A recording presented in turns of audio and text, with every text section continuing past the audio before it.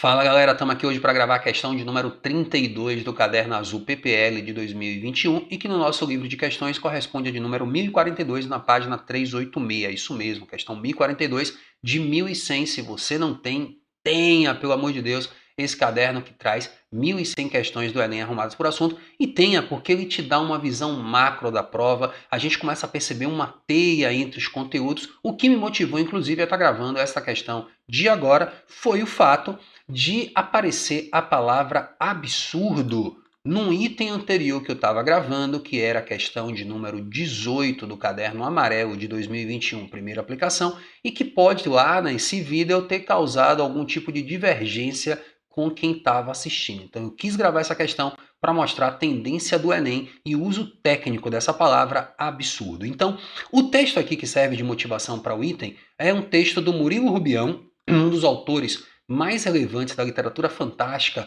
brasileira dos anos 60, 70, junto com o José J. Veiga, que já foi gravado aqui no canal. Vou deixar também aqui em cima o link da questão. Então, várias questões se linkando, como vocês estão percebendo, no livro Pirotécnico Zacarias, publicado pela editora Ática em 1974.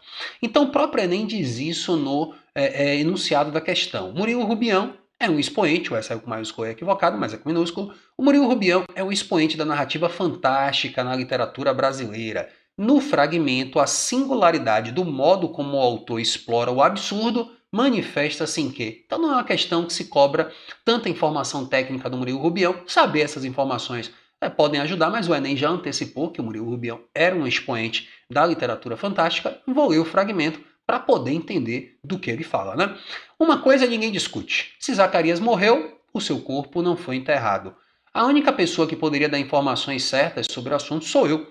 Porém, estou impedido de fazê-lo, porque os meus companheiros fogem de mim, tão logo me avistam pela frente. Quando apanhados de surpresa, ficam estarrecidos e não conseguem articular uma palavra. Em verdade, morri. Então aqui tem uma coisa meio Brás Cubas, né? É um morto que vai contar a história. Em verdade, morri. Então, a narrativa fantástica já está se manifestando. Em verdade, morri. Incidente em Antares, do Érico Veríssimo, também tem essa questão dos mortos, né? Brás Cubas. E o que vem... em verdade, morri, o que vem ao encontro da versão dos que creem na minha morte. Quer dizer, não tem nenhum choque, né? Isso vem ao encontro daqueles que creem na minha morte. Por outro lado, também não estou morto, pois faço tudo o que fazia antes e, devo dizer, com mais agrado do que anteriormente. Então, no fragmento, a singularidade do modo como o autor explora o absurdo manifesta-se em que no morto está contando a história, né, gente? Daí já é um absurdo, ou seja, é típico dessa literatura do absurdo, fantástica, mágica, da qual o enunciado falou. Então, vamos ver aqui as alternativas muito facilmente, me parece, desenhadas no gabarito verdadeiro. Então, no fragmento, esse absurdo se manifesta na expressão direta e natural de uma situação insólita. O que é a situação insólita? É uma situação incomum. Há uma expressão direta e natural sobre o personagem morrer, né? Ter morrido e não ter morrido ao mesmo tempo. Então, é uma expressão direta e fala com muita naturalidade. Não, morri, mas não estou morto, né? Então, eu morri, mas não estou morto. Em verdade, morri, mas ele diz, por outro lado, também não estou morto. Então, essa naturalidade de uma situação insólita, verdadeira, não tem o que argumentar. A ideia é como é ler as outras, claro, né?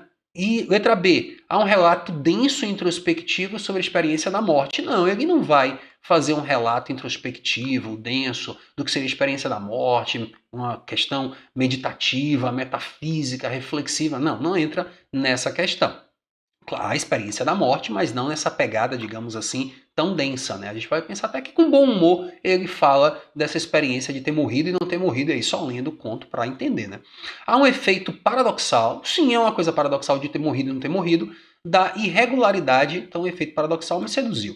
Mas esse paradoxo é da irregularidade na organização temporal, no passado, mas com um futuro antes, há uma quebra da temporalidade? Não, não há uma irregularidade na organização temporal, não iria nela, não é isso que dá uma, digamos, característica absurda ao fragmento.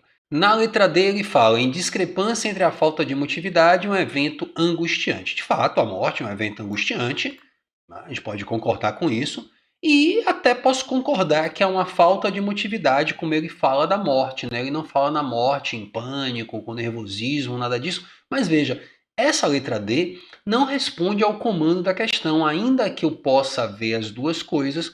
Não é essa discrepância entre falta de emotividade e um evento angustiante que causa O absurdo não se manifesta nisso, não chega a ser absurdo. Falar com tranquilidade sobre a morte, por exemplo, é algo que algumas pessoas podem fazer, tá? Então, algumas pessoas podem ficar temerosas, podem ficar angustiadas ao pensar na morte, mas outras podem falar. Tem gente até que compra, né, previamente tumbas, sepulturas em cemitérios, já vai pagando aí a prestação, enfim. Então, não é isso, a meu ver, que constitui o absurdo da cena, o absurdo da literatura do Murilo Rubião. Então não ia nessa alternativa, ainda que algum candidato ou alguma candidata pudesse ver essa falta de emotividade, até concordo com ela, e um evento angustiante. A mesma coisa, inclusive, está na letra E, ó, a alternância entre pontos de vista do narrador e do personagem. Isso não tem no fragmento na minha análise. O narrador é quem apresenta para a gente os 3 parágrafos. A voz do narrador está presente. Então não há uma alternância. Isso seria falso